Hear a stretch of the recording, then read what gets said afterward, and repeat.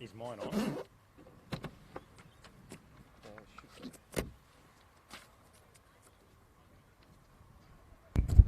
Hello and welcome to Epping Stadium for, well, it doesn't quite carry the same grandeur as maybe a game at Marvel Stadium at Abbey Park, but it's certainly a big deal nonetheless. It's the NPL Victoria Youth Melbourne Derby here between the youth sides of Melbourne Victory and Melbourne City. It's an occasion where perhaps maybe some of these boys would much rather perhaps be in Poland at the Under-20 World Cup where the quarterfinals were recently completed, but nonetheless, Australia not having qualified, they're down here at Epping for today's contest. My name is Joseph Lynch. I'm joined by the great David Davutovic on commentary, chief football writer for the Herald Sun, while big gun really at all the papers around the country affiliated with the Herald Sun News Limited. David, thanks for joining me today. Pleasure to be here. Very big shoes to fill, Joey, and your father's. Maybe. Well, mate, as I was saying off there, that you've come with a bag full of notes and preparation ready to go. You're already well ahead on that front. So before we get to the kickoff, you'll see Melbourne Victory running out into their positions on the field. Melbourne City emerging from their huddle.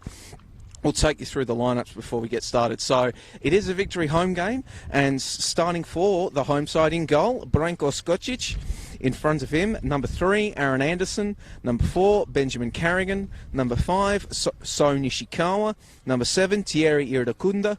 Number 9, Nut Shahavdic. Number 10, Yazid Said. Number 11, Brandon Lawton. Number 13, Matt Bozanovsky.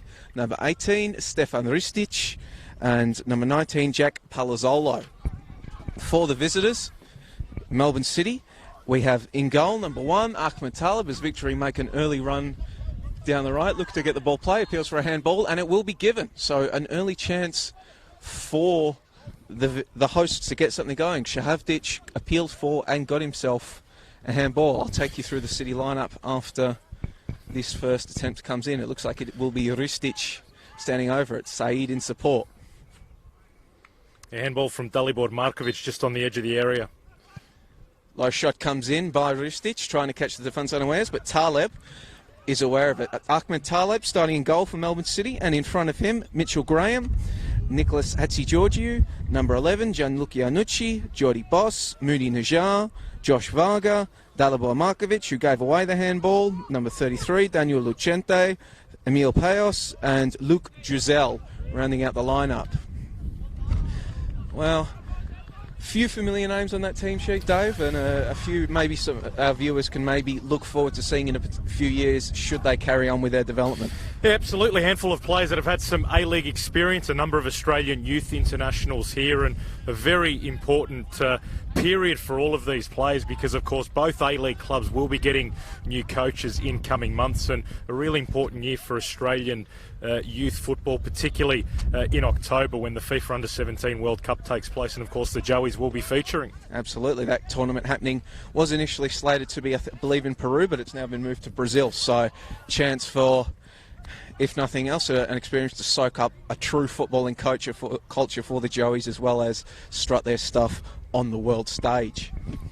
As the City move the ball here, Hatzigeorgiou splayed out to the left in the direction of Boss. He'll work a 1-2 with Varga and come back into the middle of the field. Lots of room. A long shot comes in, but it's well held there. The shot coming in from Gianluca Iannucci, but it's held strongly by Skocic. Good strike by Iannucci, but it was straight at the keeper. Both sides. Well, it's a interesting contest today because whilst both sides they are attached to A-League sides, their form in here in the NPL 2, the Victory in the Western Conference, City in the Eastern Conference, this round 16 being a cross-conference round, both sides you would have to say in desperate need of a win. Melbourne Victory haven't recorded a triumph, that recorded 3 points since April 6, whilst Melbourne City haven't recorded a win since April 13. Ironically, both teams' last wins coming up against high-ranking foes. Victories coming against North Geelong and Melbourne City coming against Eastern Lions. But nonetheless, very bare pickings for both sides since then, as we see Iridakunda move onto the ball. And interestingly, both teams have claimed big scalps this year, just underlining the inconsistency that you get with talented young players. But obviously both teams experimenting at this level. It's not just about results, it's more about developing players, individual players. So you can't really just look at the table and base your assessment on that. No, it's a very interesting times as well. Well, as well as experimentation, like City have experienced quite a lot of turnover in recent times as well. First, Joe Palatsides, long-time youth doyen down there at the club, departing for the technical director role of Singapore as Ristich tries to get something going, plays it back to Iridakunda. Iridakunda just plays it to Carrigan. Victory content to just knock it around and look for an opening. Joe Palatsides departing for Singapore, and then a number of players from City, Dylan Piraeus, Josh Cavallo and James Delianov leaving for Western United. Lucas Portelli recently leaving for Langwarrin, and Magic Mowith moving to Port Melbourne. So upheaval, not just in terms of promotions, but leaving the club entirely, as now Saeed moves onto the ball down the right. Not Saeed, sorry.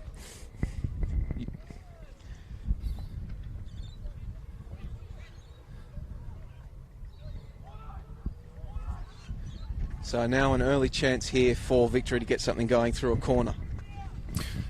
Stefan Ristich will whip this one in with his left foot. Tall Timber moving forward for the Victory. It's headed back into the danger area, headed forwards. Mitch Graham looks to clear it with a header, and it's not a back onwards. And City will just go long and comfortable. Yes, there's no doubt, looking at the two sides, that Victory are the taller of the two. Matt Bozanovsky, the centre-back in particular, the big number 13, who was a former Hume youngster, is really literally head and shoulders above everybody else out there.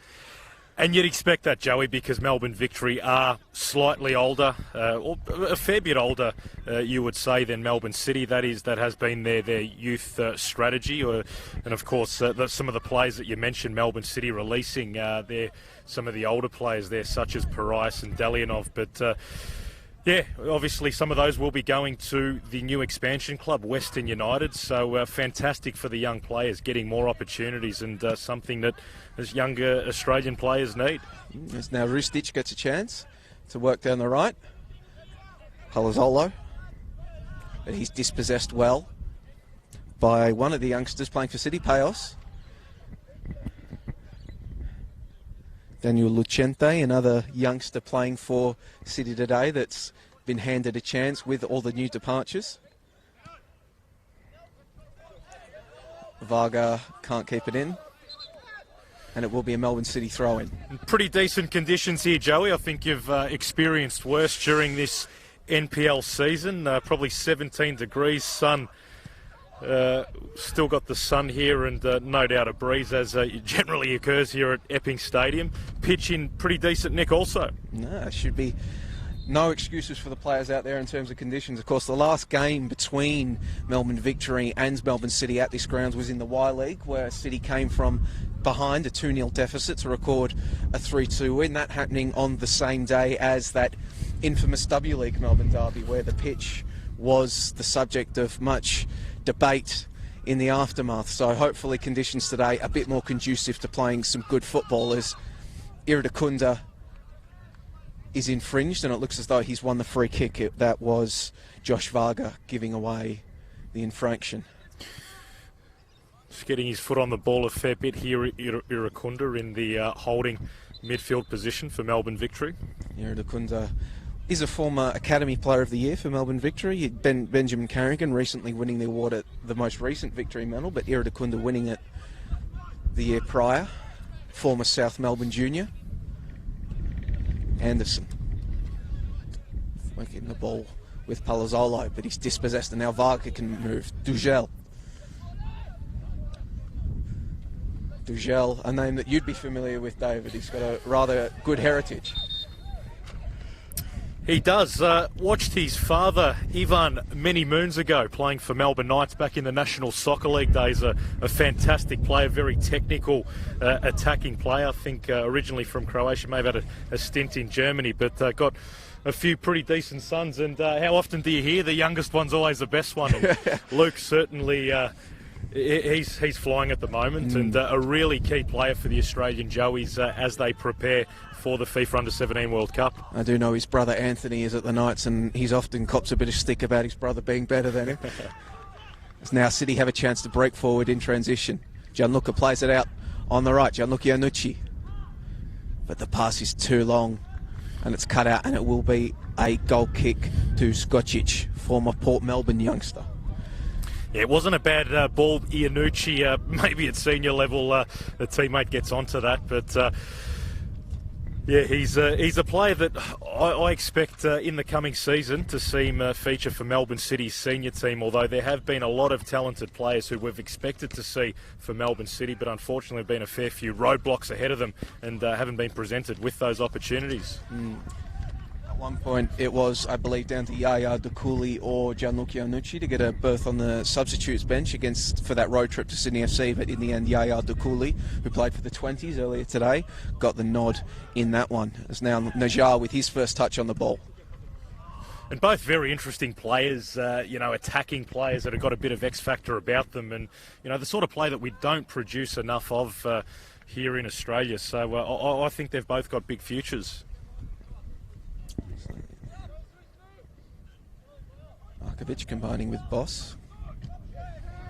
Strong tackle from Ristic, and now Ristic has some room to move on the right, but quickly charged down by a number of City players, but he's going to win a free kick here in a dangerous area. Yeah, got clipped by Varga again on the edge of the area, right-hand side for Melbourne Victory. Really dangerous zone here for Melbourne City in defence.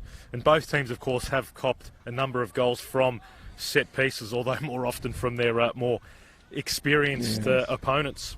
So once again, we see the likes of Bozanovski and Carrigan heading up for victory. Ristic swings it in on the left boot. It's swinging dangerous, and it's just wide of the post. That was dangerous signs there. Vic City couldn't get their head on the ball, but it's luckily for Taleb, it's gone wide of his goal. Joe, we don't have the benefit of the replay here, but I reckon that was Palazzolo that came in with the header that was just wide, and a teasing ball in there from Ristic, left footer, using the breeze to his advantage. Absolutely. Kicking into the breeze. Yeah, maybe it's beneficial we don't have replay here, because that means there's no VAR in the NPL for quite a while. Palazzolo, the leading goal scorer for Victory so far in the NPL with 8. Melbourne City's leading goal scorer, Rami Najjarine, not playing today. And something I certainly want to touch on throughout the broadcast, Joey, and encouraging people to send in some messages and their views on youth football, Australian youth football, their views on where it's at and how it can improve. But Jack Palazzolo, I mean, how good was it seeing him get senior minutes for Melbourne Victory in the Asian Champions League campaign, and almost scored. I think there was a fantastic save over in China, I think it was, in one of their late games. And young players like him and Carrigan certainly take massive confidence playing in the Asian Champions League, playing senior football, and then coming back and playing at this level. Absolutely. The more, as you touched on, Dave, as well as these young players getting opportunities, the expansion sides coming in there, they only get a certain amount of visa slots, so those Australian players have to come from somewhere. And not only are we seeing the likes of Piraeus and Delianov and Cavallo moving, but also Apostolos Stamatolopoulos from Adelaide and Seb Pasquale coming back. So young Australian players getting their opportunities, which we will hopefully see even more of in a second division and more expansion down the line. And really apt that you mention that, because, Victory's breaking here. Ball swung in by Anderson, but nobody in particular. Yeah, really apt that you mention that in a week that Aziz Beich captained the Socceroos, and Aziz Beich that was cut by Melbourne Victory after that infamous grand final miss. And, if it wasn't for Melbourne Heart coming into the competition in 2010, Aziz Beich may still be playing in this NPL competition. You know, was given an opportunity, and it was a trial. He wasn't handed a contract straight away. Took his opportunity with both hands, and the rest is history. Had a fantastic career overseas now over in Turkey, and had the stint at PSV Eindhoven this year. I think he'll be going back to Turkey. But, you know, wearing the captain's armband for the Socceroo, another fantastic story of what opportunity can do for players. Andrew Nabut, etc. There's many other examples. Well, we've seen recently Graham Arnold, the man that handed Bajic the captain's armband. He's already in charge of the Olyroos, perhaps that bearing fruit in the selection of Harry Suter in that recent Socceroos thing. What are your thoughts, David, on Graham Arnold taking the dual roles of Socceroos and Olyroos boss? Yeah, I don't mind it. I mean, Japan does something similar, although they're in a little bit of a different situation because, of course, they're hosting the Olympic Games, so they don't have the qualifiers. But, you know, the only issue is, I guess, when there is overlap, what happens in that instance. The word is that that one of the assistants will take charge of the Olyroos. I think Rene Meulenstein was the word. That's what I'm hearing also. So the only issue is, for instance, last March, you know, the Socceroos didn't play a friendly, which I thought was a real oversight from the FFA. I'm not necessarily having a go at Graham Arnold, but, you know, we look at the performance against South Korea on Friday night and, you know, look at the likes of Brandon O'Neill and Ryan Williams, who, you know, had fantastic debuts, Andrew Redmayne in goals. Well, that could have happened 3 months ago. That could have happened in that March friendly, and we could have taken it to the next level in this June window and given, you know, them a second cap and given other players opportunities. So I think the Socceroos certainly not in a position not to be playing friendly internationals, and, you know, I think it's going to be a real challenge qualifying for the next World Cup. Especially with the news that Qatar, maybe thankfully for footballing purists, will only be a 32-team tournament. As now Iridakunda just splays the ball across the field to Nishikawa, who spins around the challenge and now has some room to manoeuvre. Looks for Saeed down the left, but the ball is heavy and it will be a goal kick to Talib. So Nishikawa, one of the younger players in this victory lineup, just 17 years old. It's now City opt to play it short to Markovic, but he comes under immediate pressure from Palazzolo. But he gets a ball down the field to Varga against Iridakunda. Varga gets the ball into the middle of the field to Payos. Dugel looks to feed a ball in behind the defence of Najar, but it's cut out, and now Victory can move in transition. Saeed, room to move on the left. He's got men in support. Dances around them. And he wins himself another free kick, David, in a dangerous area for Victory. They're getting these set pieces early. Did very well there, Saeed. Was direct, took him on, and good little touch. Did well to keep control of the ball and draw the foul. Again, in a very dangerous area for Melbourne City defensively. Once again, it looks as though Ristic has come over. This time it would swing away from the goals if he put it on his left boot. Ristic, one of those types that he can be quiet for even a half or half an hour or 45 minutes of action, but then he'll pop up with something absolutely brilliant and justify his place as he swings a low cross in, goes into the wall and will go out for a corner kick. So all that tall timber will stay up there. Tried a cheeky little low ball around the back, but the wall did its job. Second time he's tried that, of course. He had that other one where he had a shot on goal just underneath the wall. So a bit of set-piece magic, perhaps, Victory are working on. Swung in. Anderson got a head on it, but it is wide for a goal kick from Ahmed Taleb. Ahmed Taleb is a very interesting case. He has been, for the past month of under-20s and senior NPL action, he has actually been fasting for the holy month of Ramadan. So much respect to all players that can go out there and perform whilst doing that. Absolutely. As he goes short once again. This is a new innovation for City as they're trying to play out from the back under their head coach Peter Kratke, who has taken over from Joe Palatzidis. As now this is a chance for City down the left. Jordi Boss has some room. Perhaps a cross-come shot, but it's whatever it was, it's now in the arms of Skocic. Looking for Moody Najar. Poor final pass there from Boss, although he did fantastic to get from left back all the way into his attacking penalty area. And he will do that, young boss. He's one of these players looking to impress Trevor Morgan in the lead into the Under-17 World Cup.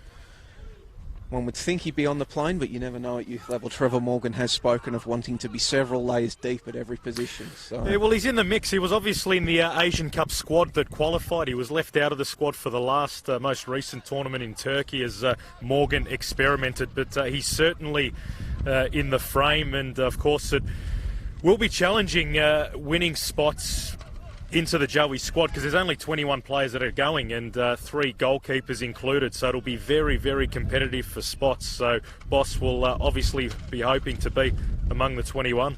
It's now Irdakunda going to work under close attention from Dugel, and City swarming around him.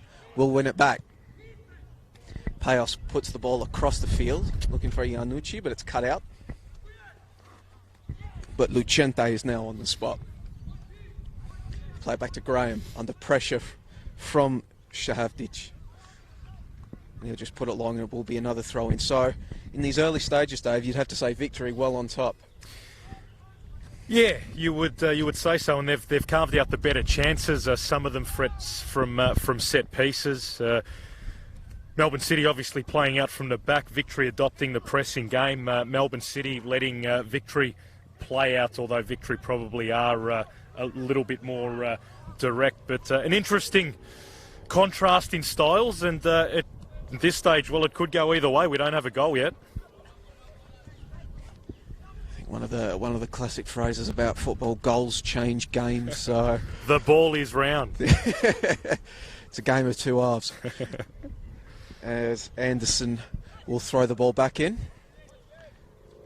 looking for Palazzolo, but once again, City's feature of their defensive game early in this one. They're getting multiple men to the ball in that defensive half, but this is now chance for Victory to break forward. It was Lawton that cut it out, couldn't find a teammate, however, and now City have a chance to break it out with a free kick, and that is a bit silly from Anderson. He's hoofed the ball away. Doesn't look as though... Is the referee going to book him? No, it's just a warning. There's another gust of winds bellows across the field here at Epping Stadium. Causing havoc with our notes, Joey. Well, thank you to the Victory who have set us up with a table here today and some tape for us to take down some of them. As the ball comes in for Najjar, his touch is just a tad heavy and Skocic is out, but that was good for City, trying to catch Victory in transition. Najjar is so quick. You would have to think that in the battle between Bozanovski and himself, he is the quicker of the two.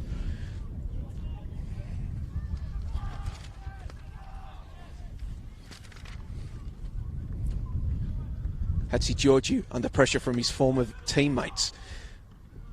Hatzigeorgiou, one of a number of City players to make the leap from the Victory Academy to the City Academy.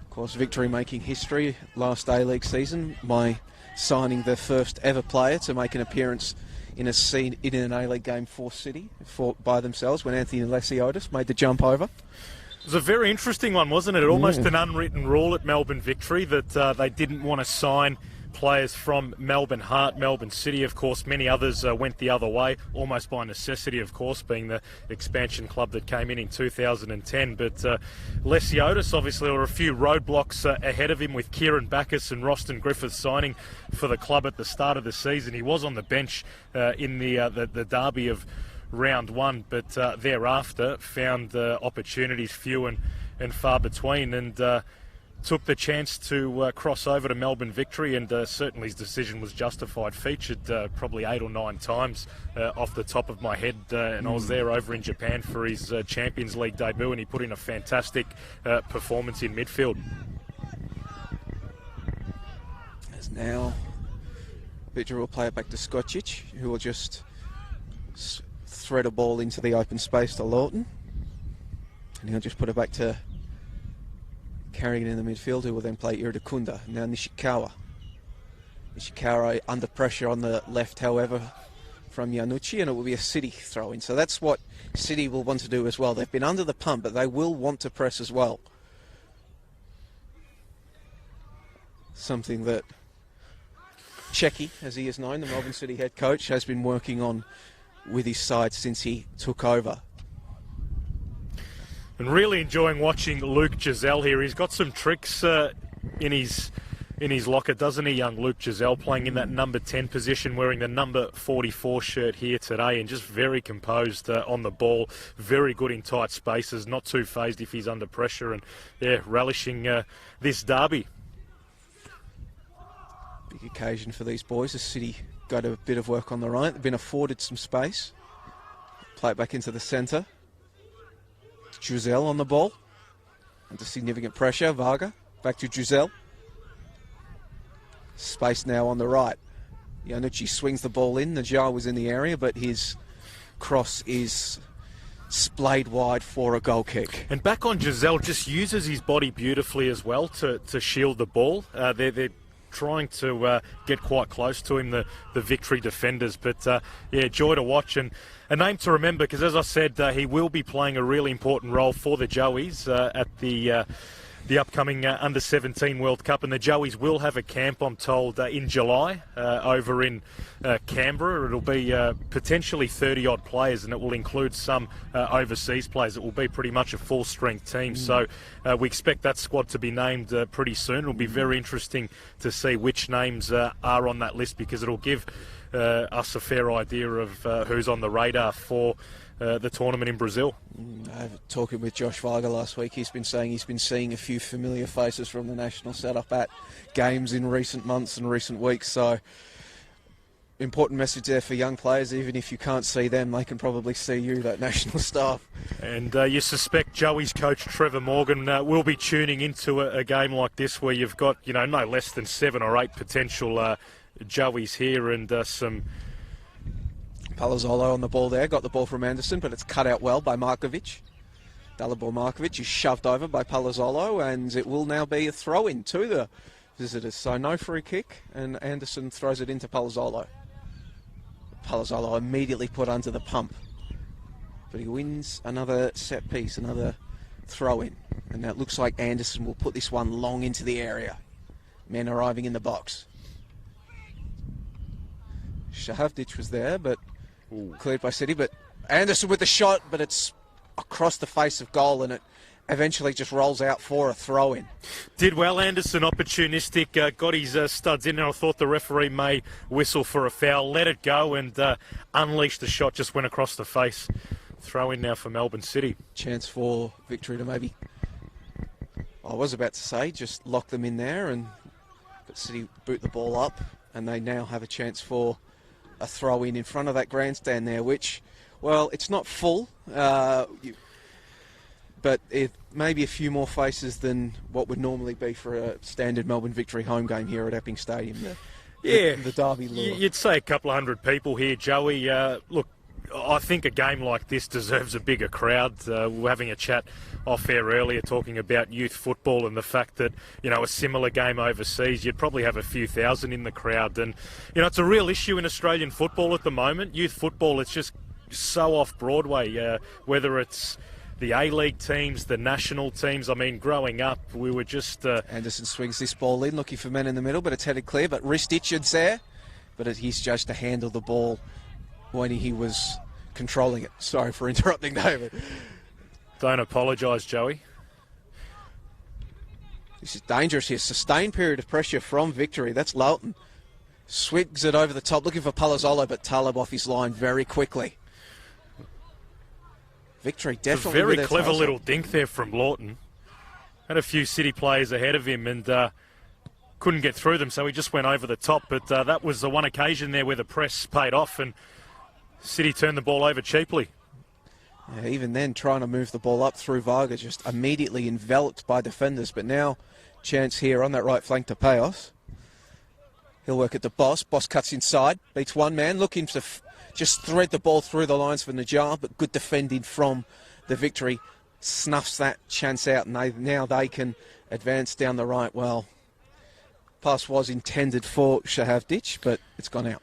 And just going back to what I was saying earlier about youth football, I mean, yeah, overseas youth football games like this would certainly get a lot more attention. Youth coaching positions revered, whereas over here, not so much. And I know growing up, for me, youth football and in particular the 1993 FIFA Under-20 World Cup was a big part of the reason I fell in love with the game, and unfortunately we don't get anywhere near as much exposure with the national youth teams, with qualifying and all that, so I think it's an issue that certainly needs to be addressed.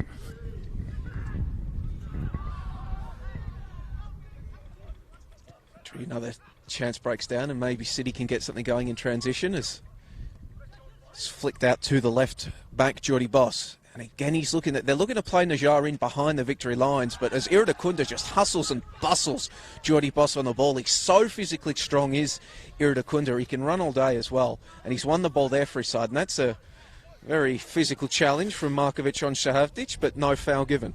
And we love the overlapping fullbacks. Geordie Boss again getting on his bike. I thought he was stiff not to get a foul there, but venturing into his attacking 30s. He's a real attacking threat here for victory. Absolutely, as now they'll look to reset Taleb, who looks like he will be, as I said, the #1 goalkeeper going forward. I've heard some stories about Taleb. He's been around the traps in Victorian sides for quite a while. Apparently, when he was just 11 and 12 years old, he used to go up to the coaching staff and was asking for tips after games and asking for feedback and notes on his performances and all of that. So, looks as though he's the type that he'll really go on with it if given the chance. One of those kids, eh? One of high-achieving types, not like me. It's good. He's look, it's really opened up for him now. When you look at Melbourne City and we talk about roadblocks, you had Eugene Galekovic there, goalkeeper of the year, retired. James Delianov keeps in the last game of the season, gone. Majak Marwith departed to Port Melbourne. So all of a sudden, I mean, as it stands, he's the #2 keeper behind Mark Birighitti. So Dean Bazanis. Bazanis, we don't know what's happening with him. Mark Birighitti, we don't even know what's happening with him. Well, he's contracted for 3 years, but I suspect he may find a new home next season. Wasn't happy sitting on the pine last season. It's Graham in possession, gets it back to Hatzi Georgiou, who carries the nickname Winks from his teammates. But it's turned over now, and Yazid's side moving down the left flank, supported by Nishikawa, but the touch is heavy, and Taleb quickly off his line and smothers it. Marshalling his players in front of him, he's good throw in the end with the windy conditions that picked up just as he threw it to Boss, and Boss back to Markovic. Immediately comes under pressure from Sahavdic. The press continuing strongly there. Be interested to see, these are youth sides who generally one of their advantages at an NPL level is their fitness. See how long they can keep up this press, the Melbourne Victory side. Loughton breaks forward. Back to Ristic. Former Brunswick City youth is Ristic. Little ponytail there, Ristic. You don't see a lot of those these days, so certainly stands out. That's Saeed moving into the middle of the puck, but he's dispossessed. Quickly played forward. Now Giselle. You're at Akunda paying attention to him. Giselle, he just holds the play up, waiting for support. And he's, once, as you mentioned, Dave, using his body, and he's won a free kick. Not free kick, a throw-in. Yeah, again, sticks his buttocks out there and does very well to shield the ball. And his father, who I know well, certainly would have taught him that in the backyard, I would have thought, in addition to some of the fantastic youth coaches that he would have had over the journey. Ball comes in, looking for, but it's behind Najjar, who's been running hard in these early stages, as Najjar, but just the service hasn't quite been there for him yet. Melbourne Victory on top. There was a good little combination there from Varga and Giselle, perhaps telepathic understanding with their time together at the Joeys. Long shot comes in, but it's just wide of the post. Iannucci can do that. He does love a shot. He does love a goal. When he got what turned out to be the winning goal against Victory here in the Y League, he wheeled off and did a cartwheel right in front of the Victory fans. So he does love a bit of attention, does Gianluca Iannucci. We don't produce enough of those players, Joey. Unfortunately, here in Australia, absolutely, we need some more characters in the game. I think it's an issue with society at the moment, but we love a good celebration. Seeing a few of them at the FIFA Women's World Cup at the moment. Yeah. Of course, the Matildas in action tonight, 9 p.m. kickoff against the Italians. Should be interesting game. Ante Milicic now in charge of that side. A long shot comes in from Ristic, and it's just wide of the post. Taleb diving down to his left. Not sure from this angle whether he would have been able to get a hand on it if it had nestled inside the post, but regardless, it's gone out. Ristich did well, found a nice little pocket of space just outside the box. Good first touch to set himself up. Shot went just wide. Hopefully we see a backflip or two tonight, Joey. Yeah, hopefully. Sam Kerr, she's still looking for her first World Cup goal. So if she's able to get on the score sheet tonight, you imagine that's the kind of occasion, first World Cup goal, where you bust out. Bit of the acrobatics. The Matildas just need a win in that game. Playing against Italy, they're obviously hot favourites, but their confidence dented a little bit after the 3-0 loss last week to the Netherlands in their final warm-up game. It'll be interesting to see how Ante Milicic goes. A surprise appointment a couple of months ago, but a coach with massive raps. In fact, a few months ago, maybe you would have said he'd be tuning in for this game as the young Socceroos boss. But now he's charged with steering Australia's women to potential World Cup glory and the Olympics after that, and then he's off to another expansion side in Macarthur. Yeah, correct. Busy schedule coming up for Ante Milicic, but I spoke to him a couple of months ago, and he certainly got the bit between the teeth with the Matildas, and hoping they can at least make the semi-finals, perhaps even go further. Of course, big blow to the Matildas on the eve of that tournament with Laura Olway going down. So the Matildas down to two out-and-out centre-backs in that squad now, which will test their depth and their ability to adapt. And Mary Fowler unfortunately ruled out tonight, but she will be okay probably for the second game. The 16-year-old whiz kid.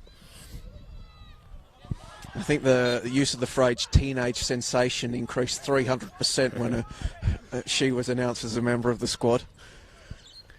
And as Victory give away the free kick. Yeah, a bit of ill discipline there from Lawton, just lashed out, and Melbourne City got a free kick just behind halfway. Now they can try to get forward. Giselle again, shielding the ball. Now that's the only thing I can ever see when he gets on the ball, the way he's shielding it. But that's turned over. But City win it back. Varga taking his time, getting set up, letting his players move up. Giselle. Iannucci.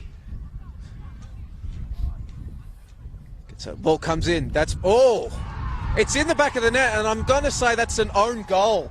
That is definitely an own goal. It looks as though it's come off Carrigan. Ball comes in, and that's what can happen, David, when you're positive in your movements. The ball comes in, and City are, against the run of play, a goal ahead. Yeah, it was a fantastic cross that came in from, was it Iannucci? I think it was Lucente, the right back, making the overlap. Very good, low, dangerous cross, and unfortunately for Victory, Carrigan just didn't adjust his body quick enough, went to clear it with his left leg and came off his shin and beat the keeper, Skocic, at the near post. A massive goal for Melbourne City. Victory have had the better chances thus far, but there you go. City open the scoring here at Epping Stadium. Absolutely, and as we were saying, one of our favourite cliches, goals score games. Victory will have to open up even more now, perhaps liable to be caught on the counter once again, as Anderson throws the ball back in. Of course, the most dangerous time if you are a side is right after you've scored. City have a number of times this season got a goal only to immediately concede once again. Young players prone to brain fades. We'll see if Victory can take advantage. And City will take massive confidence from that goal and the way they scored it. I mean, it was an own goal, but just the build-up there. Some good rotation going on with their players. Varga, who's playing out off the left, just drifting into the middle, and him and Giselle combining again. Just a patient build-up and a great ball from Giselle to release his teammate on the right. And again, dangerous delivery causing problems for the Victory defence.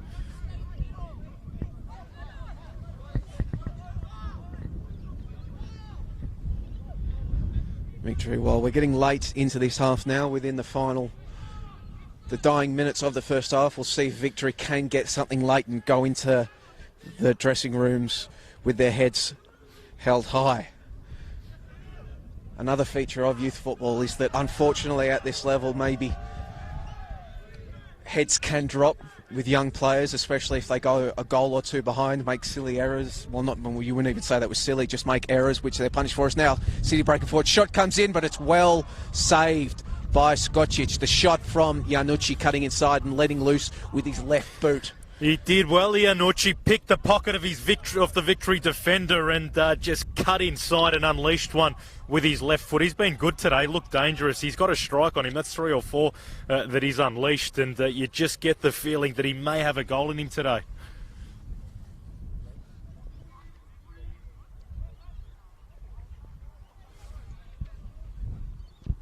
As it looks as though that is Markovic walking over to swing the ball in.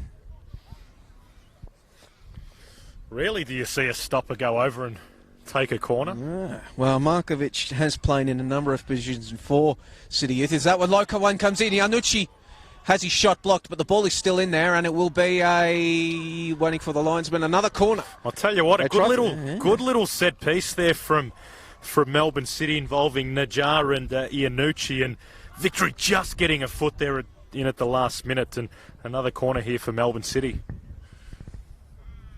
Once again, looks as though it is Markovic just ambling over in no hurry. Yeah, dangerous period here for Victory. They want to hold out. They don't want to go into the sheds 2-0 down. And it will be another short corner. But it's well defended by Nishikawa. Ball comes in low. Duzel tries to flick it on. The cheeky back heel. Ball is still in there, but it's quickly cut out. Markovic with a long-range left-footed boot, and it's gone for another corner. But the goal, well, it seems to have had effect. The goal has changed the game, and it's put City's tails right up. Yeah, it has a good little strike there. Bozanovsky got his body in the way and took a deflection for a moment. I thought it might be going in again for an own goal potentially, but another corner for Melbourne City. I'm sure Markovic would have liked to claim the shot was on target if it had nestled in the back of the net. It looks to be a very interesting setup here. It looks as though it's Najjar, the number 9, and Markovic. So we've got a centre-back and a striker taking a corner. Interesting.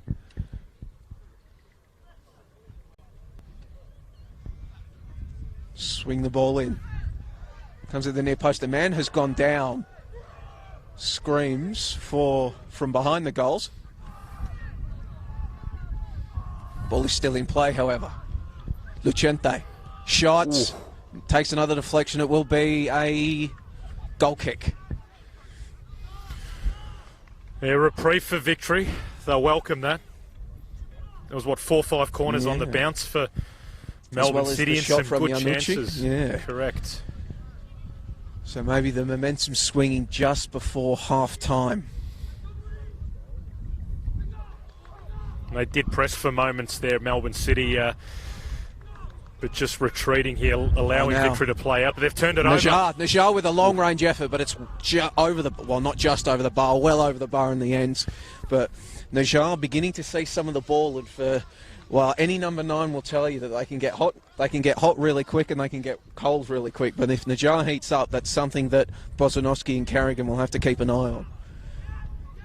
Of course, he did play a number of games in the A-League towards the end of the season. Najjar was employed with Jamie McLaren playing for City, ended up playing more as a winger than a number 9, but back in a more familiar role today for City. And number 9, a position that Australia doesn't seem to produce a lot of these days, David. No, it's not. And back in the day, we certainly produced a lot more of them, and different kinds of strikers, your classic goal poachers, your target men, all sorts. But certainly another youth issue that needs addressing.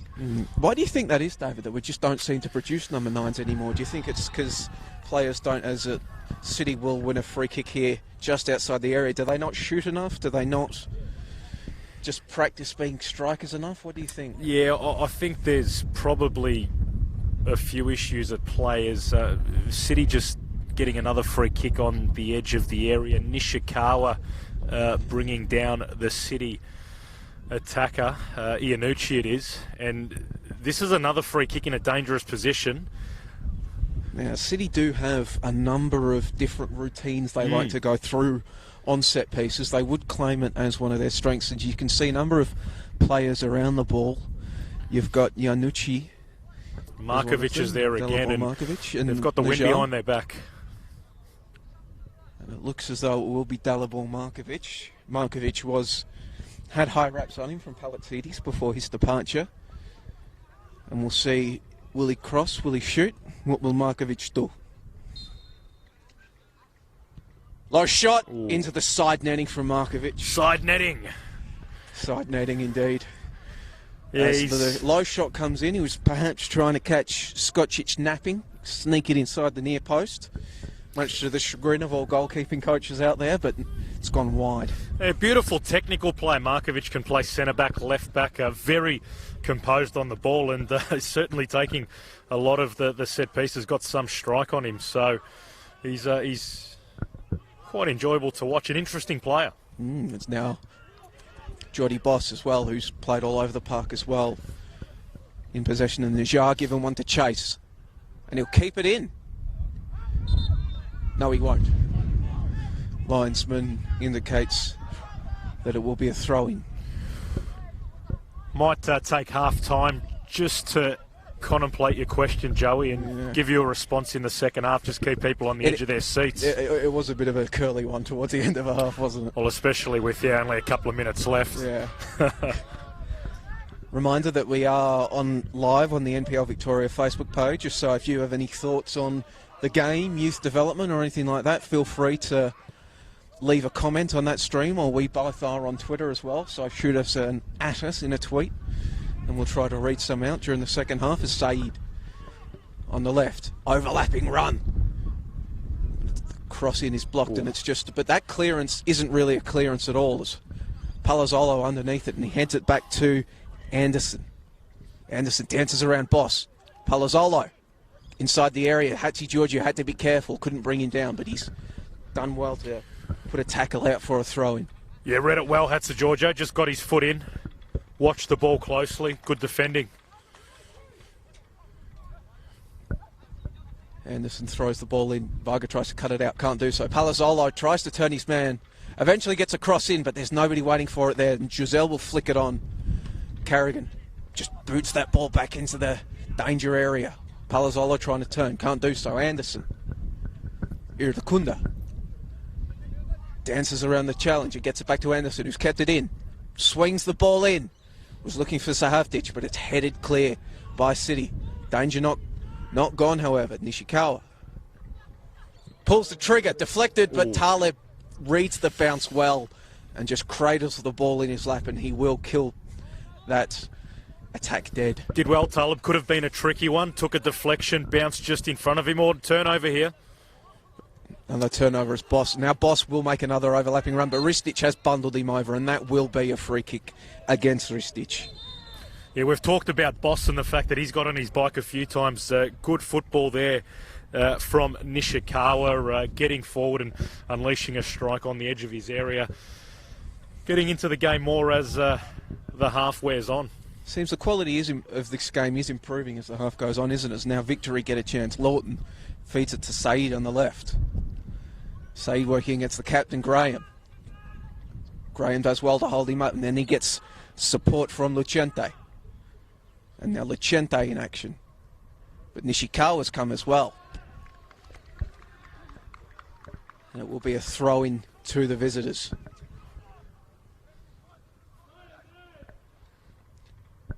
We are now into added time, into injury time. Chance for Victory, but nonetheless just booted away. Skocic will come out. So perhaps one final chance for Victory to launch something forward. No Idris Abdullahi for Melbourne City today, I've been informed he is sick as a dog. Okay. So, not dropped for form or anything like that. Wasn't with the 20s, is a bit ill.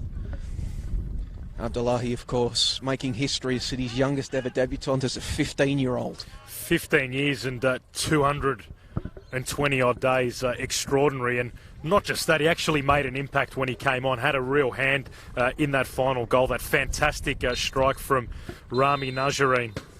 Well, and that is the half-time whistle here in a game which Melbourne Victory, they came out like a house on fire, a number of early chances. City weathered the storm, and then as the half progressed in the 38th minute, a cross comes in and inadvertently turned into the Melbourne Victory net by their own defence.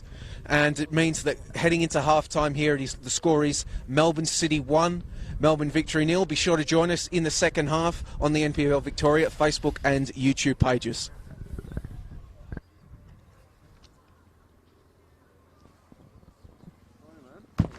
Hey, good mate, you? All right? What's going on?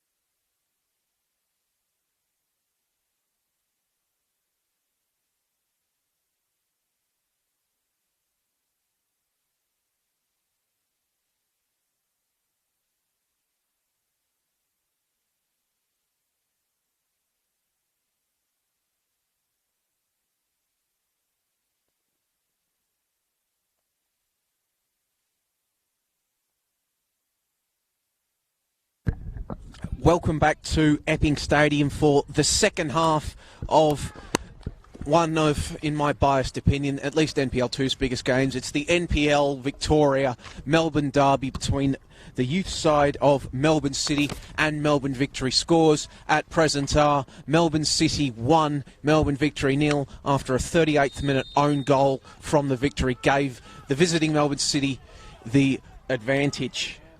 Melbourne City playing in their, well, it's not quite traditional, but playing in their light blue kits, kicking from the left to right of your screen. Melbourne Victory playing in their all dark blue home kits, kicking from right to left of your screen. I'm Joey Lynch, and I'm joined by Chief Football Writer for the Herald Sun, Dave Davutovic. David, how do you see this one playing out in the second half? Well, it'll be interesting to see how they start next 5 or 10 minutes. Melbourne Victory probably had the better of the first half, but as soon as City scored that goal, Victory were absolutely under the cosh for the final 10 minutes. City really got their tails up, and the first 5 or 10 minutes of this half I think will be really telling. Lucente coming up to apply the pressure, and it should be a throw-in to the Victory, which it is. Last touch coming off the young right-back, Lucente, one of these players, young players for City, getting an opportunity with recent player departures and injuries, and has really impressed the City coaching staff with his effort and what they call a fearlessness, because he's not the tallest lad, but he's willing to throw his weight around with the grown men of the NPL 2 level. Yeah, one of the youngest players on the pitch, being a 2003 player, and always love seeing the youngsters out there, don't we? Yeah, absolutely. There's Well, Graham you could pretty plays the much ball for dub everyone. yeah. Well, I think we were talking off air, actually, Dave, about maybe young people you couldn't label as the youngsters, the A-League's Young Player of the Year, though. Yeah, it was founded quite... That's an offside there on Geordie Boss, once the referee finally blows his whistle. Yeah, found it quite... I was quite bemused when I saw Chris Economides pick up the A-League Young Footballer of the Year award at the age of 24. I always thought that youngsters were sort of 21 and under. Granted, in Australia, they do tend to develop later, so maybe you could go 22. But although he spent most of the season as a 23-year-old, I'm not sure Chris Economides should be qualifying for the Young Footballer of the Year award. Absolutely no disrespect meant to him, but He's a fantastic player. Oh, absolute ripper. But just again, going back to the some of the issues that are at play here in Australian football. I think back in the NSL days it was the Under-21 Player of the Year award, and I think it should go back to that. In fact, mostly around the world, isn't it? It's generally an Under-21 prize, as Nishikawa sticks a boot in front of the ball intended for Najar, and then Nishikawa just boots the ball up the field away from danger. Graham and Shahavdic give chase, and Graham, he's made to pay for it by Sahavdic, but he just uses his body to marshal that ball over the line, and it will be a Talib goal kick. And a little shove there from the big Victory striker, Shahavdic. Just unleashing his frustrations there. Yeah, a bit of getting under the skin of your opponent and those sort of things, just to remind him that I'm here, as Talib boots that ball long in the direction of Najar, who is a decently sized striker, but Bozanovski, you're not going to find many players, actually even grown men elsewhere in the NPL, that are bigger than Bozanovski. Bozanovski, a former Hume City youth player. Now Said's in space here on the left, but quickly closed down by Lucente. Forced to go back to Nishikawa, and then it's cut out and just booted clear. City taking no chances. You know, sometimes you want to play out from the back, and sometimes you just got to boot that ball long. And well done to the ref for letting it go there. Hatzigeorgiou had a fair chunk of Ristic's shirt. Could be a retrospective yellow card coming up in the professional foul category, but let it go, and Victory almost manufactured an opportunity. As that will be a free kick to City. Lawton bringing down, trying to see who it is, Varga? It was Varga. No, not Varga. Payos. Yanucci tries to head the ball down. Under pressure from Nishikawa. He's got Lucente in support, doesn't need him. Instead, he's dispossessed by Nishikawa, but it's a throw-in. Sharp turn from Yanucci. Good recovery from Nishikawa. Nishikawa again with a strong challenge. He's got his hands full with Iannucci, but he's done well. Lucente finds Najar. Najar with his back to goal. Tries to clever flick to Lucente. Lucente had some work to do. Nishikawa got in his way. And Nishikawa again does well. He's had a good game, has Nishikawa. And Said will keep it in. Carrigan will put it up the line. Cut out by Lucente. Now at Hatzi Georgiou. Flicked onto Najar. That's a clever flick from Sidi Drizelli, but he's offside. But that was probably... There's a bit of toing and froing from Hatzi Georgiou and Skocic, but Dave, that probably was City's best combination play of the entire game. Very clever little combination there. And again, Varga and Giselle combining, players that know each other very well via Melbourne City and the Australian Joeys as well. And despite the fact that Varga's out on the left, Giselle in the centre, they do tend to play very close together. So a good little combination forming. Melbourne City Academy Director Rado Vidicic, watching to our left, would have been pleased with that one. Rado serving in that role as well as the W League head coach role at Melbourne City. Got a bit on his plate, Rado. Yeah. Now Shahavdic trying to get a ball in, but it's cut out by Graham. And of course, maybe another coach coming through the ranks, his son Dario doing his B licence presently as well. So in the blood. Yeah. In the Vidicic household. Well done to the PFA for setting up the fast tracking of the licences. Previously, it took far too long for the ex-pros to get their licences, but some real high calibre players doing it recently. Ristic puts the ball in. There's men in the area. It was up for the taking, but they couldn't. As Nishikawa puts another ball back into the danger area, but Talib eventually rose highest to collect. It was a fantastic low teasing ball from Nishikawa, but the Victory attackers just weren't switched on. There was a real gap there for them to attack at the back post. Great ball from Nishikawa, but no one there. Melbourne City let off the hook.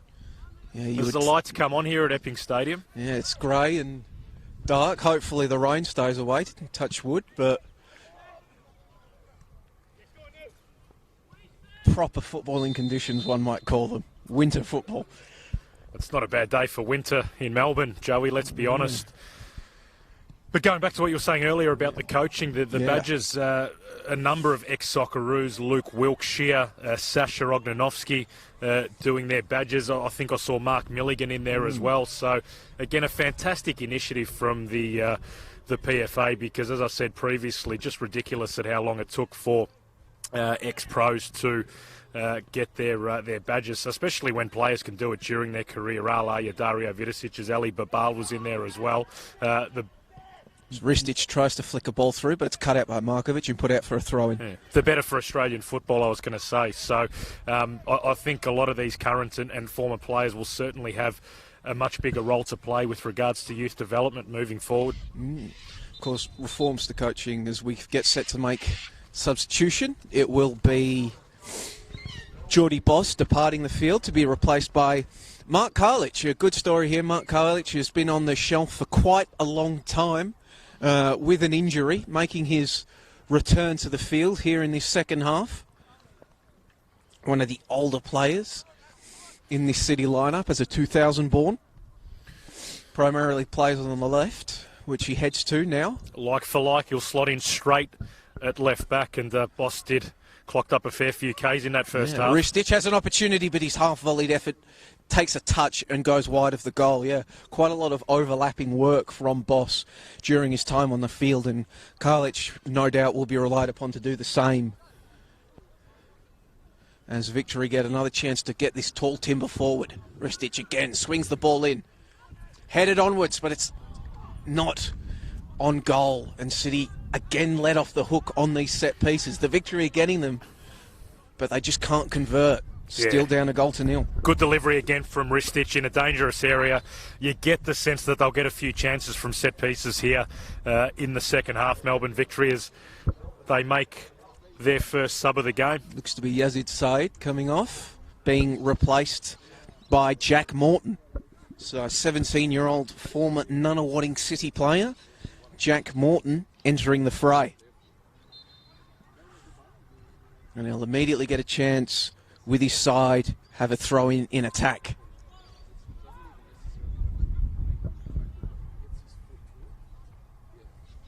course, as you were saying, David, on the coaching, it's great to see the PFA doing some work, but coaching in general just seems to be an area that we need to work on in this game. It's so expensive for people to get involved at coaching at a community level or an NPL level, and something. So that's definitely an area that new technical director, perhaps Rob Sherman, could take a look at. He was formerly with the Victory. Now his son Drew in the role. Who is in the stands here at Epping Stadium. Saw him sitting alongside Grant Brebner having a chinwag just before the game, but look, it certainly would be an issue for him, but perhaps some of the other departments as well at FFA. But yeah, the cost of football, I mean, it's in general something that's been discussed, and that's one of the issues. I mean, the costs of the coach education licences are then passed on to the clubs, who pass those on to the players, so something that really needs to be looked at.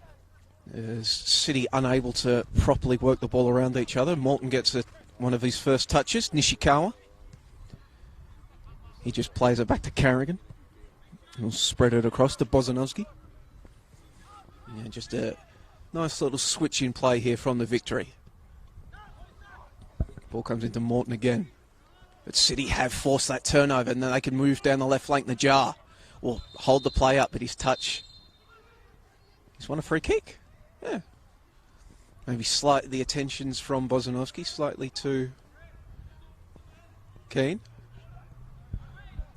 Melbourne City bench wanting a yellow card. Now they'll switch the play and go down the right. Lucente. Long diagonal ball. Looking for Varga, but Varga can't win it. But he does force his man to just put his boot through it.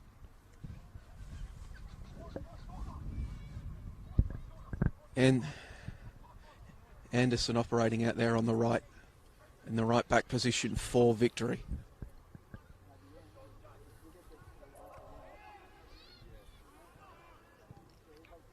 Dugel. Yanucci.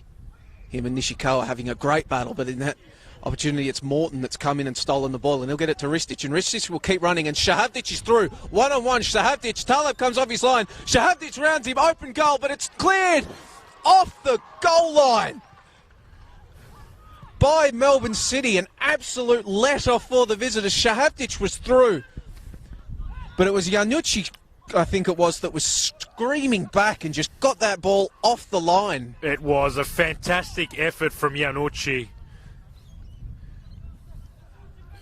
The right winger getting all the way back to his defensive goal line to clear that off the line in what otherwise would have been a certain goal for Melbourne Victory. And that's the type of thing that the coaching staff, when they're going over this film with the boys in the next few days, Yanucci will probably get more credit for that than he would a goal.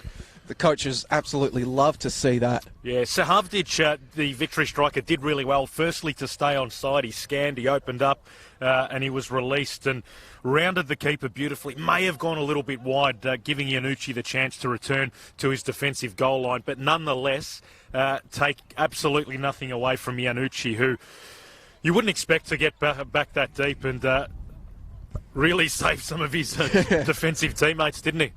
Absolutely, but nonetheless, the danger's still present for City. Yet another set piece for Melbourne Victory. Floated into the area. It was nodded onwards by Sahavdic, but it's gone over the crossbar for a goal kick. And to be fair, you have to give the City keeper Ahmed Taleb credit there, because he made himself, came off his line, made himself large, made Shahavdic go out wide, and thus enabling his teammates, the outfield players, the time, that extra second or two just to get back and recover.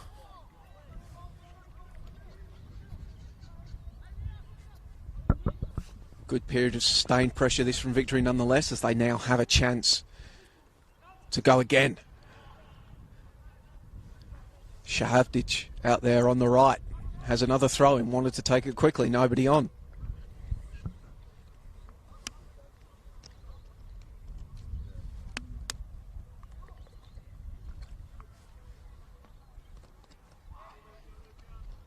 Comes in, but it's just headed clear by Markovic, but it's still in the danger zone. Shot comes in, and that's the equaliser. Shahavdic finally gets his goal. City were unable to properly clear the danger. Markovic couldn't get much power on it. Shahavdic was waiting, and there it is.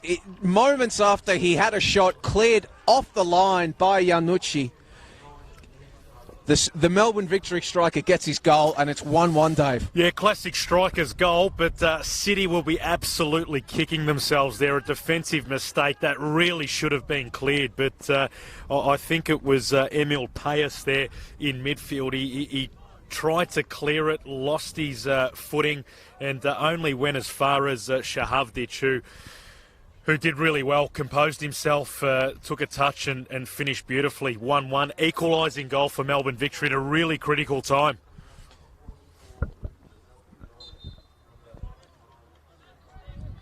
As another change is made by City in the interim. Well, if you thought Luke Giselle's number 44 was a rather large number for a player to be wearing out there, he's been replaced by number 99, Stefan Kolakowski, another player making his return from a long-term injury.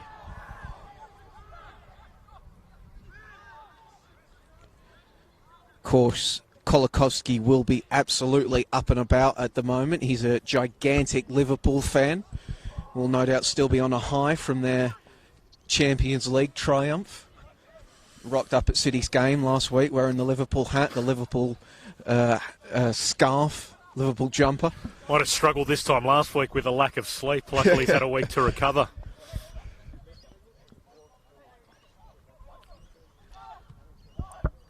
He's had no luck at all, actually, Kolakowski. He made his return from a long-term ACL injury in the Y-League and was really beginning to claim a place in the starting lineup at the beginning of the NPL season before he went down with another injury. So he'll be keen to establish himself in this side with some good play today. And Victory won't mind at all that young Giselle's come off there. He's quite influential today, very talented player as we've discussed throughout the broadcast, but of course it's about providing opportunities at this level, and Kolakowski, another player with immense talent. Ball played over the top for Najar by Iannucci, but Bozanovski just did enough to put Najar off. It was a rather excellent touch, actually, off his chest, but Bozanovski coming in and laying in the woodwork to allow Skocic to come in and collect. Yeah, the wind hurt him a little bit. It just sort of meant that ball had a little bit more tail on it than Iannucci would have hoped. Najar, otherwise, I reckon, might have chested that down and got the shot off. But nonetheless, good body work there from Bozanovski just to bump Najar off the ball and enable his keeper to scoop it up. Najar, he's been toiling throughout this game, hasn't Najar, but just hasn't had that one-on-one, that chance to get a shot off that he's probably desperate to get. Scored a brace against Melbourne Victory in the Y-League season, the short 8-game Y-League season in 2018-19. City winning both Y-League game meetings between these two sides on their way to a second-place finish in their conference, behind eventual Y-League champions Brisbane Roar on goal difference. As Iannucci displays the ball across the field looking for the newly introduced Kolakowski, but he's unable to bring it down. Probably not a bad time to backtrack and answer your question from late in the first half, Joey, about strikers. We've seen strikers at either end busy in this second half. Shahavdic obviously scoring the equalising goal, but no doubt it's an issue in Australian football, the lack of strikers that we are producing. And when you look at the players from, I'll go back to the 90s, the era that I started following football, Viduka, Milicic, Damien Mori, some fantastic strikers there, John Aloisi, Paul Agostino, players that really were causing havoc over in Europe. I mean, Agostino, I think one year was either the Golden Boot winner or thereabouts over in the Bundesliga. And another chance here for Victory. Shahavdic going down under a challenge, and it's another set piece for Victory in a dangerous area. And it's been good seeing Shahavdic here. He's a bit old school in terms of his striking, but look, there's no doubt, I think kids in general, and this is, I guess, the case for every position, kids aren't playing as much at home in the backyard striking the ball. But look, I've got no doubt the curriculum's played a part also. There does seem to be a tendency for for strikers. We don't produce as many classic goal-scoring strikers, and it's more about players sort of, I guess, being involved in the link-up play and whatnot. So I think, look, that'll correct itself at some stage, but we certainly do need to produce more classic goal scorers.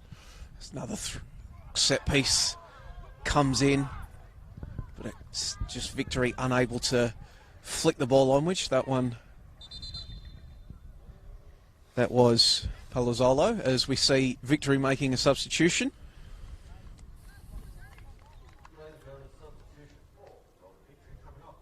The referees mixed up the colour coordination on that one. It will be Jack Palazzolo coming off to be replaced by Daniel I. Former Eastern Lions youth, Daniel I, appearing for the Victory, replacing Palazzolo, who came into this game with 8 goals to his name on the campaign. Also, I believe 1 ACL appearance, Palazzolo as well. Just wasn't quite able to get things going for him today, but toiled well down on that left flank. Headed clear by Markovic. Yeah, Sorry, Joey. Palazzolo, player I expect to see get more regular minutes this A-League season, although it also depends a bit on who Melbourne Victory appoint as their first-team coach, because, of course, beauty's in the eye of the beholder, and it'll very much depend on what the new coach coming in thinks of Palazzolo as a footballer, and I guess how he fits into the senior jigsaw puzzle. And how willing they are to listen to Drew Sherman and Gareth Naven as youth staff. But going back to the earlier point about strikers, I mean, you look at someone, for instance, like a Bruno Fornaroli comes here, breath of fresh air, and look, the South American players are traditionally different. They are more street footballers, but you can just tell that's a guy that's learnt his craft, playing on the streets and just constantly practicing, whether it's the backyard or... The referee stamping his authority on the game there. Just past the hour mark now. Players getting a bit testy out there. They've had long enough to get to know each other, maybe. Well, of course, all of these players will have grown up playing with each other in these elite academies and NTCs and the like, but maybe it takes about an hour for those fond memories to fade and the fact that your opposition to come in. Brandon Lawton with the yellow card there for Melbourne Victory. There's now a chance for City to produce something from a set piece. Lucente making a run on the right. Instead, Iannucci with the ball. He flicks the ball over the top to Varga, but Varga can't properly collect it, and it's cleared away by Victory. However, City will collect and have a chance to get set up again. Hatzigeorgiou plays it across to Graham. Graham gets it out to Lucente on the right, and he's clever flick onto Iannucci under pressure from Iridakunda. Iannucci still got it.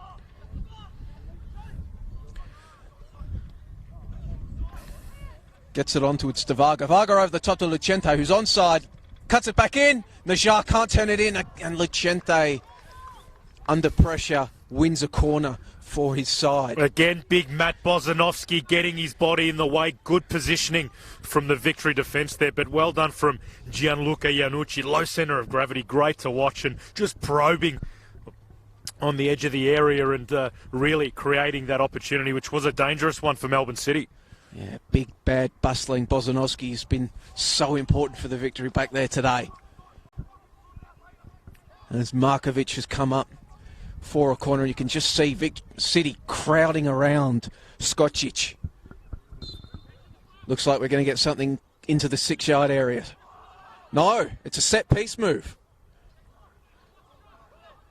Ball still in the area for City. Comes back into the area looking for Hatzigeorgiou, but it's cleared. Well, that was an interesting move there from City. Get 8 men around the Victory goalkeeper and then just put it outside the area for a long-range shot. Couldn't quite pull it off, however. But they do have a chance to come forward again from a throw-in out there on the left.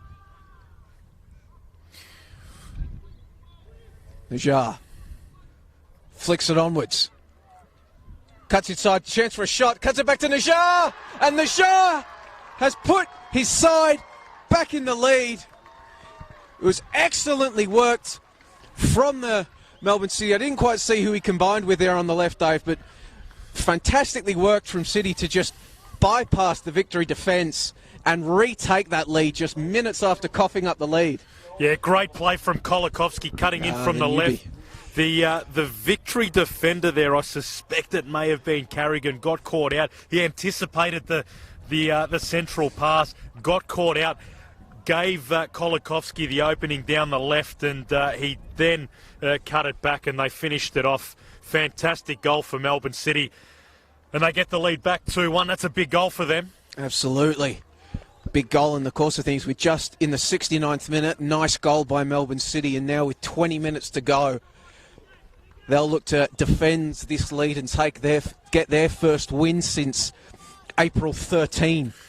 So round 9 that was. A 2-0 win against the Eastern Lions. And Melbourne Victory's last win, I think, even further back, round 8. April 6, against North Geelong Warriors. A 1-0 win over North Geelong. So big final 20 minutes coming up here, Joey. Iridakunda gets in there and Shahavdic coming back to collect the ball. Just plays it to Lawton on the right. Shahavdic again, he's kept going and it's in the back of the net! Within seconds of the game resuming, Shahavdic, and he's pushed over by his teammate in celebration. Well, luckily we don't have VAR over here. I reckon they would have been checking that one because it was Ristic on the line, just angling it in. Not sure whether it went over the line before he got his foot on it. It's either his goal or Shahavdic's, but either way, great goal from Melbourne Victory. But again, Melbourne City will be kicking themselves. Absolutely. It's the danger period, isn't it? That minute or so after scoring, worked so hard to get back in front. And then within a minute, they give it away. Will be very interesting, perhaps. Leave us a comment if you think Ristic was offside or not. Did he get a touch on it?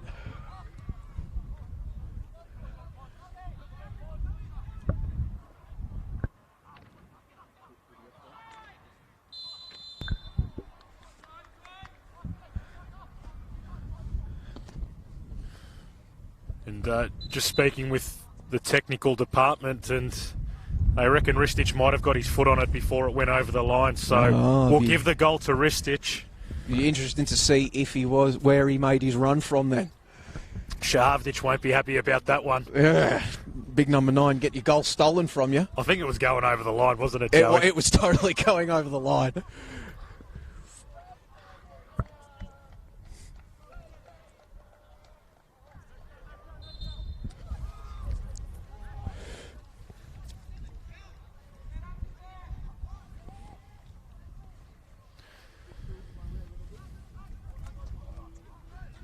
But it's all happening here at Epping Stadium. City take the lead in the 69th minute thanks to a goal from Mooney Najjar, and then right up the other end, Victory just punched back with a goal that Ristic has stolen from Shahavdic. I think that is what we'll roll with. So it's 2-2 here in the NPL Victoria Melbourne derby. He's been good to watch today, Ristic, influential, busy on set-piece duty, particularly in that first half, but an interesting player, technically fantastic with that futsal background, and getting that goal just to lift his and the team's confidence as we approach a really critical final 15 or 20 minutes. With both teams really struggling this season, Melbourne City on the bottom and Victory 8th of 10 teams in the NPL 2 West, so really, really crucial. Both teams want to win to just lift their confidence. Because now Shahavdic flicks it onto Iridakunda, who gets the ball into the area, but there's nobody waiting there for the collection. And Yanucci just puts his boot through it and puts it out under pressure from Nishikawa. Yanucci must feel as though every time he's moved anywhere, Nishikawa's just been right there behind him. He's done a job on the exciting Melbourne City winger, has the Victory left back. Yeah, he's a real goer, Nishikawa, just goes all day. Hasn't had the perfect game, but just dusts himself off and keeps going, doesn't get too downbeat, which is important. And that was a good ball from Nishikawa, finds Ristic on the left. Clever flick back. I gets it back into the middle, but it's gone out for a goal kick.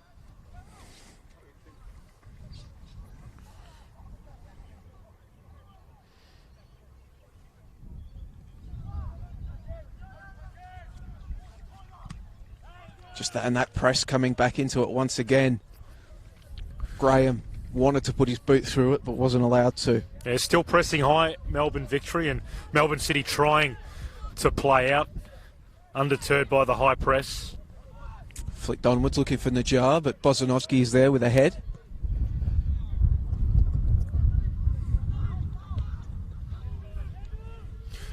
Markovic trying to surge out of defence.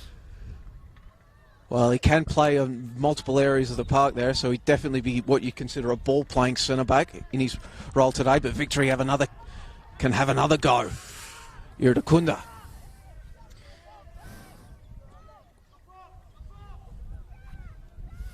Still going forward, other Victory working in these tight areas, Sahavdic. And eventually the pressure is too much, and now City may be feeling the pressure, just putting the ball out, but it's going to come straight back in. Something that your father would say, Joey, good feet for a big man, Shahavdic. I think my old man was always a bit jealous of us tall individuals. Yeah, he's about 5'2", Mick Lynch, the Fairfax football legend. Daniel Lai working down the left, gets the ball to Nishikawa. Nishikawa swings the ball in, arriving was Ristic, but he can't get a hand on it. But Lawton will keep it in. The intensity's really lifted here. Stakes are high. Both sides desperate for points. Because, I mean, with coming reforms to the NPL system, you need as many points as possible to get into that top 6 in the NPL 2, so you can stay in the second tier of Victorian football next year. Bottom 4 sides will move into the third tier, what will be VPL 2 next year. It's now City coming forward quickly. Kolakowski. And let's get in the direction of Najjar, but now Iannucci. He's got his front to goal. What can he do? Gets the line and crosses it back in, but there's nobody waiting for it. Najjar tried to stick a big boot out and get on the end of it, and Kolakowski was arriving, but Iannucci's cross ends up beating them all. Did well, Iannucci, just stretching their bit of cramp potentially creeping in, but there was a little opening there because Nishikawa didn't really go into to support his fellow Victory defender there, but Iannucci decided to skin him, go down the line, whip in a dangerous cross, but no City player could get on the end of it. Now Graham on the ball. What's he going to do? He's going to play a big ball forward. Bozanovsky versus Najjar. Najjar gets up and win it. Shot comes in, but it's just wide of the goal, and maybe a bit of frustration perhaps seeping into this Victory, into this City performance. Varga just saying bugger it and having a ping.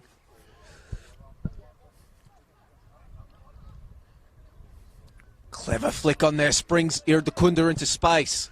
He's got Sahavdic, Ristic, and I in the area, but in the end, City does well to get in there and defend. Irdakunda still has a chance, however. Good defending from City, but really that was a great opportunity for Victory. They had 4-on-4 there, but just didn't take advantage of the opportunity. And now they've turned the ball over, and City can get something going in transition. Well, no, they can't, but they will nonetheless retain possession with a throw-in. Both sides desperate. They'll be pushing hard for an equaliser. We've just got just over 11 minutes of regulation time remaining here in the second half.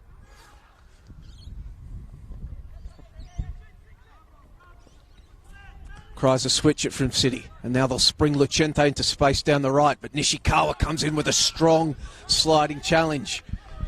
And in the end, the ball has come off Lucente, so fantastic work from the Victory left back.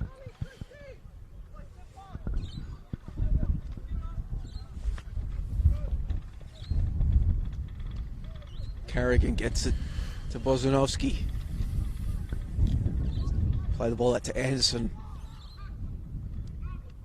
But it's turned over. Kalic plays the ball in, but poor final pass there.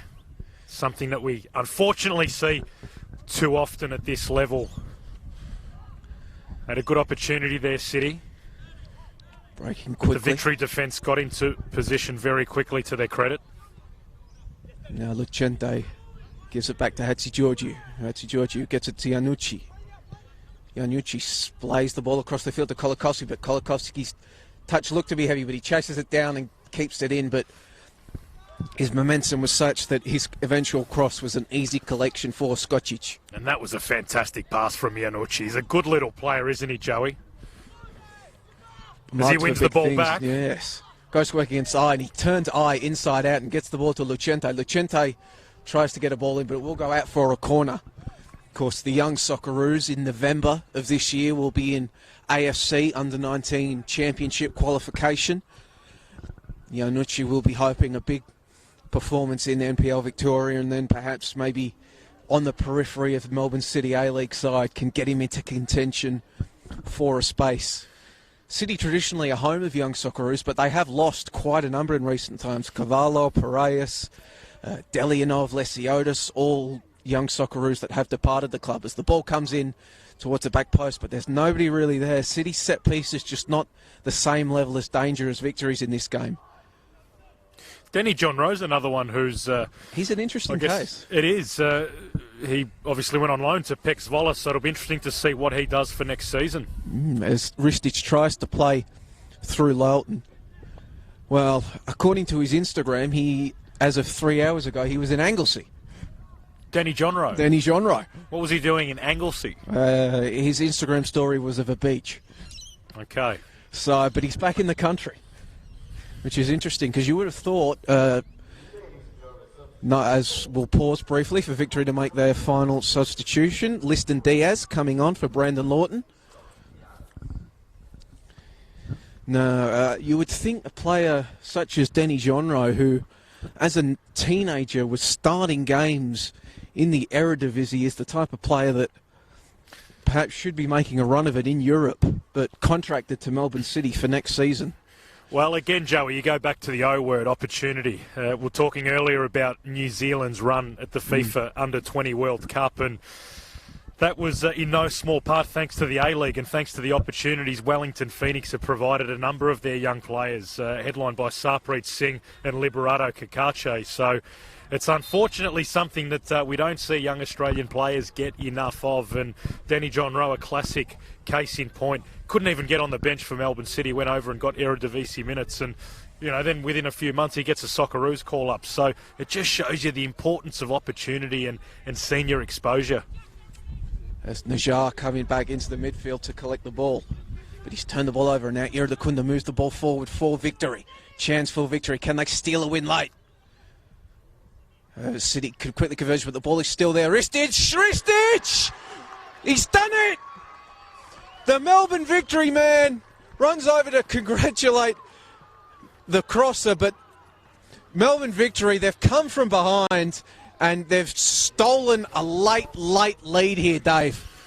Well, we reckon Ristic might have nicked that last goal from his teammate Shahavdic, but he certainly didn't pinch that one. A fantastic finish with his right foot. Again, just peeled off beautifully, found a nice little pocket of space to open himself up for his teammate there. Right-footed finish, bang, top left corner. Victory take the lead 3-2 here at Epping Stadium.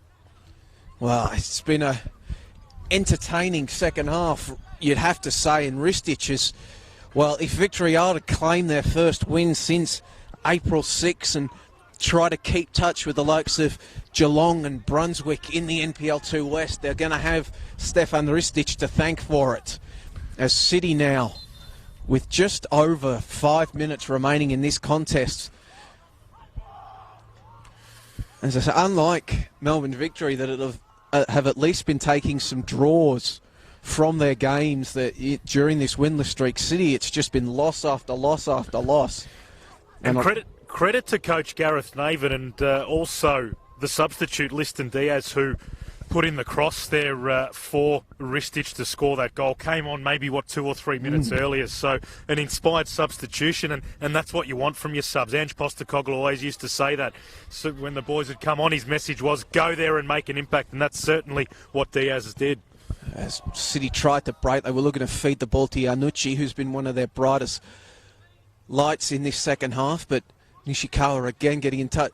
But now Varga tries to hustle and bustle through, but can't do so. And now he's gone down under a heavy, heavy challenge, screamed out in pain, and he wins himself a free kick. It was Sahavdic with the challenge.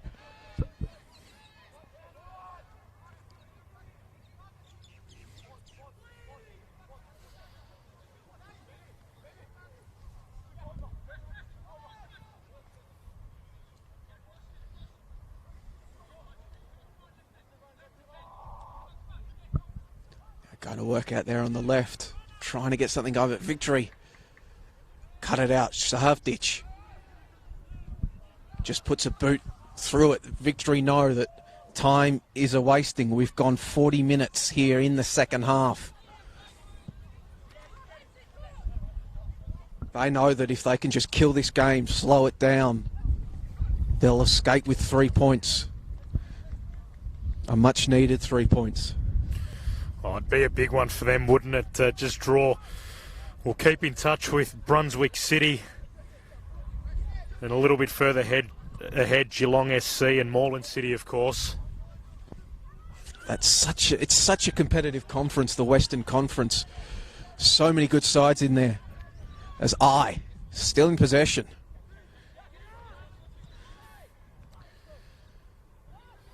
That's offside, coming back.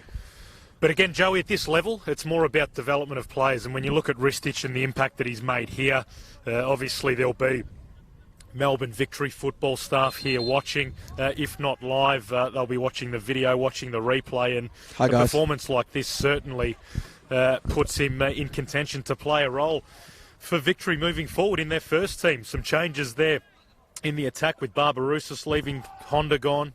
Iannucci wins the ball. And he's gone down to challenge from behind. Nishikawa looks to have hurt himself challenging, but they easily could have been a penalty there. The challenge coming in from behind, waved away by the official, and City will retain possession. Very dangerous from Nishikawa there. Just defenders, you always get the instructions, stay on your feet when you can in the defensive area, and he really gave the referee a decision to make there.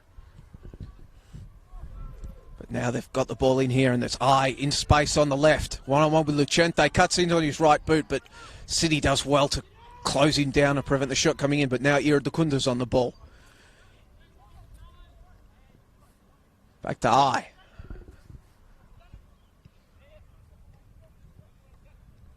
Now Ristic. That's definitely not a penalty. Well, there was contact there, Joey, but probably too faint. But yeah, going back to the first team of Melbourne Victory, obviously they're yet to appoint their coach, but James Troisi out of contract, still not sure what's going on with him. Look, Ristic clearly isn't going to be the starting number 10 or attacking midfielder for Victory, but, you know, certainly could get in and around that first team squad. Well, you were talking about the big O-word opportunity. Maybe not an opportunity for, maybe not one of these lads to stake a claim to a spiding spot, but an opportunity for a former NPL Victoria player, Elvis Cam Sober, with all these players departing, the former Melbourne Knight, former Avondale Avenger, getting his chance with Melbourne Victory last season and doing himself no shame. Chance to maybe secure a start as Melbourne City will make their final change of the game. Coming off, Nicholas Hatzigeorgiou, and coming on for his first ever appearance at senior level in the NPL, Jordi Valadon. So congratulations to the youngster, another one of these very young players in the City side, an 03 born player. As the ball goes out to Kolakowski on the left, and that's a very excellent flick on from Kolakowski to keep going, but there's nobody waiting in the area. Nishikawa can't clear. Carrigan was put under pressure from Najar, but Victory do eventually clear the danger. And now, just as the seconds continue to tick away here, we've just got 1 minute remaining of regulation as the ball comes out to Iannucci, who's got his face to goal. Twisting and turning, puts the ball in, but there's nobody waiting there in a Melbourne City shirt, but they do have a corner. Iannucci's still trying hard to inspire his side to life. Nice little trick there, step over, teasing ball, but again, Victory stoppers well positioned as Nishikawa stretching with cramp there, and the last couple of minutes have summed up his afternoon. Wasn't a great clearance, but he recovered. He's just battled all day, hasn't he? Short corner once again. Varga to Markovic, and Markovic tries to find it. Ball comes, shot. A good chance there for Mark Karlic on his right foot from close range, but Victor were just able to get enough numbers around him and force him to just rush his shot on goal, and he ended up skying it, and it's a goal kick for Melbourne Victory. On his weaker foot, Mark Karlic, so maybe if he'd been able to get his left peg on that one, as the referee indicates 6 minutes of added time. Wow. 6 minutes. Checky time? Cracky time? Fergie time. We'll see whether Melbourne City can do something with the gift. As the ball pinballs around in the middle of the park. Ristic. Shahavdic.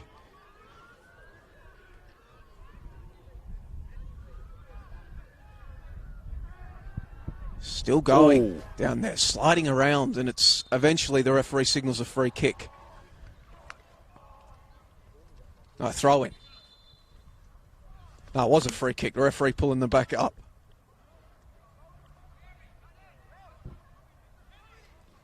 No, it was a throw-in. The referee got it wrong. Skocic screaming at his men to get organised. He's going to need a throat lozenge after this one.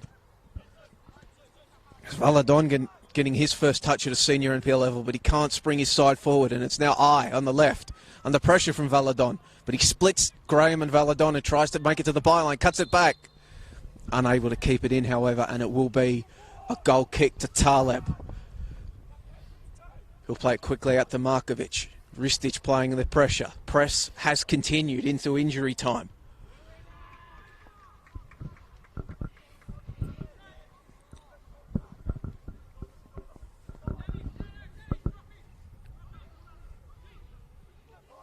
Shahavdic applying the pressure now as City switch the play from left to right. Graham, you can tell how tired he is in his run. Has to keep the ball in. He's got Lucente on the right as well as Iannucci. Instead, he'll play the ball over the top looking for Najar. Najar trying to run onto it, but Skocic is off his line strongly and goes to ground with it. Wasn't a bad ball there from Graham. I reckon Najar could have read that one a little bit quicker, but in the end, Skocic off his line, very quick, gets the ball, and that's a big one. Look, City potentially with enough time for another chance, but they're certainly leaving it late here at Epping Stadium. And Skocic just running the clock down beautifully, isn't he? Master of the dark arts. Always like to see young players with a healthy appreciation for the finer things in football.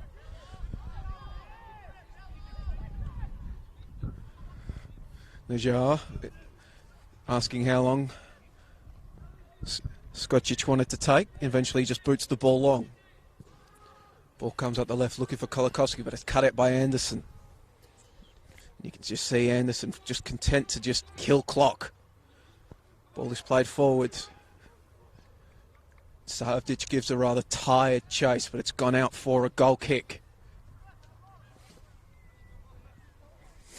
Half of the allocated 6 minutes has expired here at Epping Stadium. One chance created by City with Graham's ball over the top to Najar. Skocic was off his line to collect that one. Ball comes in again, trying to find Najar, but Carrigan is there to collect, and Carrigan will win a free kick, and it will be a yellow card to Kolakowski in his return from injury.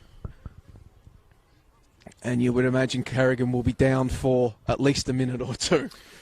Yeah, an ill-disciplined foul there from Melbourne City, who, in their desperation, have gone direct in these final few minutes without any luck thus far. Been interesting watching them play today. Certainly patient build-ups, playing out from the back. They haven't got too phased under pressure.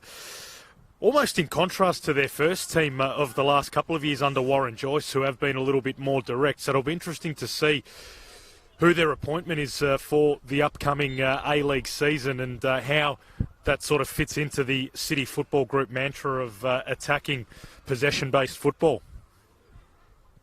They'll maybe get one final chance here. The ball falls out to Markovic, who just spreads it across to Lucente. The youngster getting a full 90 minutes today on that right flank, and he's going to flick a ball over the top to Nijar, and he'll try to head it onwards. He gets another chance, however, but again it's cleared. You can see City in these dying stages. They're frequently just trying to get Nijar, their A-League striker, scholarship player, young Socceroo, get the ball to him and try to let him create something. And again, it was a good clearance from Bozanovsky, who's just been in the right place at the right time all afternoon.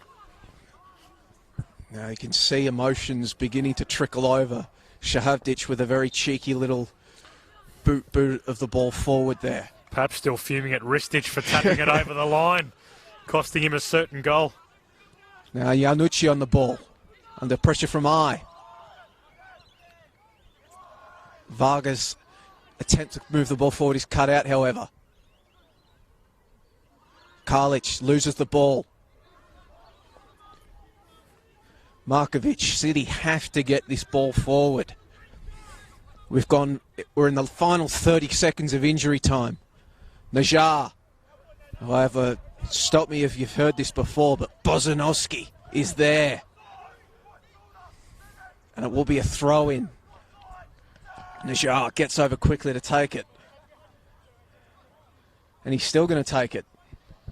Would have thought you'd want your big number 9 in the area for this.